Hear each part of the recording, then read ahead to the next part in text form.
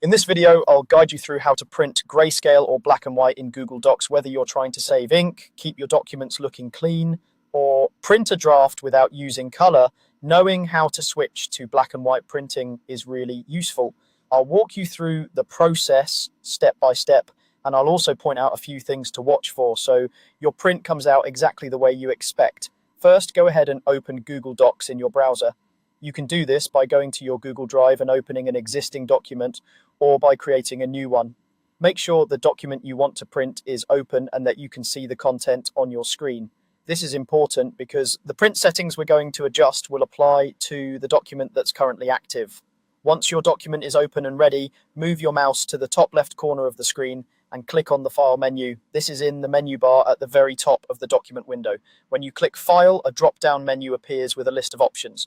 From that list, choose Print. You can click it directly, or, if you prefer keyboard shortcuts, use the Print shortcut for your operating system to bring up the same print window. Either way, this will open the Print Preview and Printer Settings panel. When the Print Preview appears, take a moment to confirm you're looking at the right document and that it looks the way you want.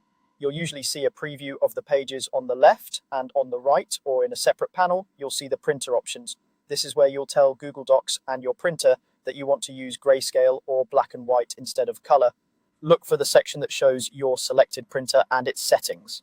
Depending on your browser and printer model, the layout might look slightly different, but the idea is the same. You'll either see an option labeled color with a drop-down, or an advanced settings button that takes you to more detailed printer options. Click on that color setting or open the additional settings to reveal more choices.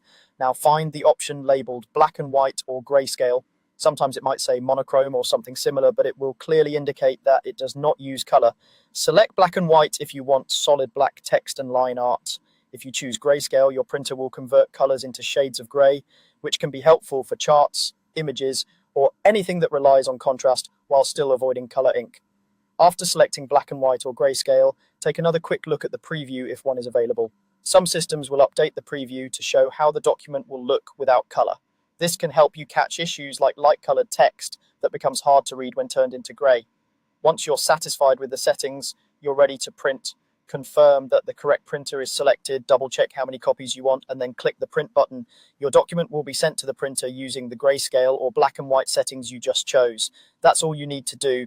By opening your document, going to File and Print, choosing black and white or grayscale in the printer settings, and then printing, you can quickly switch from color to black and white whenever you need.